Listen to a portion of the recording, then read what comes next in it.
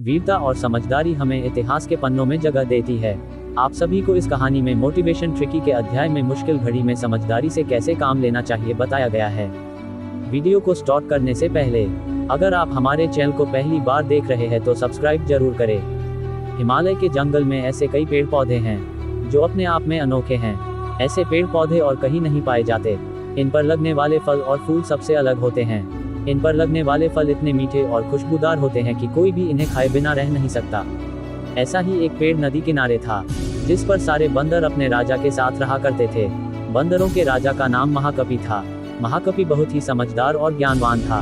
महाकपि का आदेश था कि उस पेड़ पर कभी कोई फल न छोड़ा जाए। जैसे ही फल पकने को होता वैसे ही वानर उसे खा लेते थे। महाकपि का मानना था कि अगर कोई पका फल टूटकर नदी के रास्ते किसी मनुष्य तक पहुंचा तो ये उनके लिए बहुत हानिकारक हो सकता है। सभी वानर महाकपि की इस बात से सहमत थे और उनकी आज्ञा का पालन करते।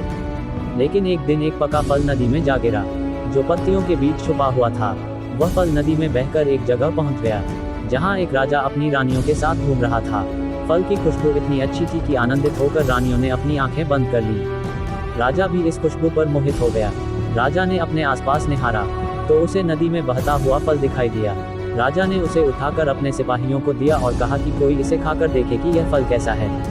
एक सिपाही ने उस फल को खाया और कहा कि ये तो बहुत मीठा है। इसके बाद राजा ने भी उस फल को खाया और आनंदित हो उठा। उसने अपने सिपाहियों को उस पेड़ को खोद निकालने का आदेश दिया जहां से ये फल आया था। काफी मेहनत के बाद राजा के सिपाहियों ने पेड़ को खोद निकाला। उन्हें नदी किनारे वो सुंदर पेड़ नजर आ गया। उस पर बहुत सारे वानर बैठे हुए थे। सिपाहियों को ये बात पसंद नहीं आई और उन्होंने वानरों को एक एक करके मारना शुरू कर दिया। वानरों को घायल देखकर महाकपि ने समझदारी से काम लिया। उसने एक बांस का डंडा पेड़ और पहाड़ी के बीच पुल की तरह लगा दिया।